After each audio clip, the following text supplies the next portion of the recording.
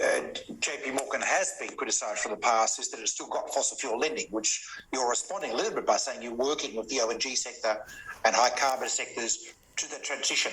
Do you find people understand this idea? I mean, we've had this, I spoke to one major institutional investor last week who was telling us that they couldn't vote on the Exxon resolution because they divested.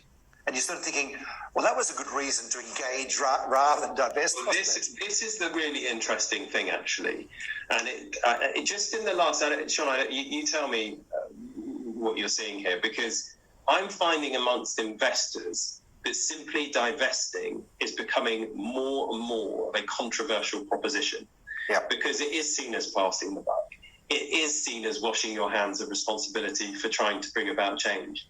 Whereas I think actually, even just a year ago, it was seen as a legitimate tool to be used as and when you wanted in some cases. I think it's much more of a controversial avenue down which to go now. The question is much more, well, what are you going to do to change things? And what form of engagement are you going to deploy with an issuer to get to where you need to get to? So I think that's been very interesting. Look, on our own record, what I would say is this: I think people need to be realistic and also appreciate the history here.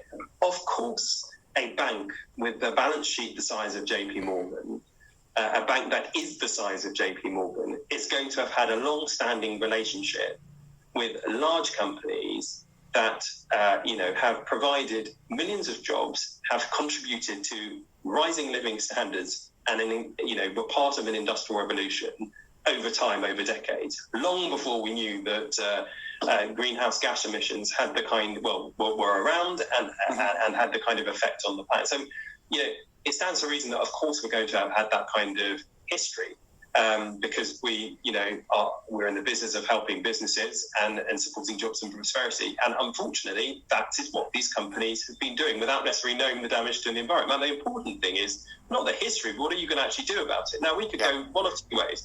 We could just dump the stock to the extent that we have any involvement in that respect. We don't particularly do, but we could certainly dump the clients if we wanted and refuse to finance any clients in that space. And you can bet your bottom dollar that others would come into the space who don't care about the environment, who would happily finance polluting activities and businesses. Now, in pursuing that avenue, would we be helping the environment or not? Of course we wouldn't be doing anything to help the environment. We'd just be washing our hands, some might say greenwashing, and walking away from the problem. We would much more prefer to work with our clients to transition. And you know what?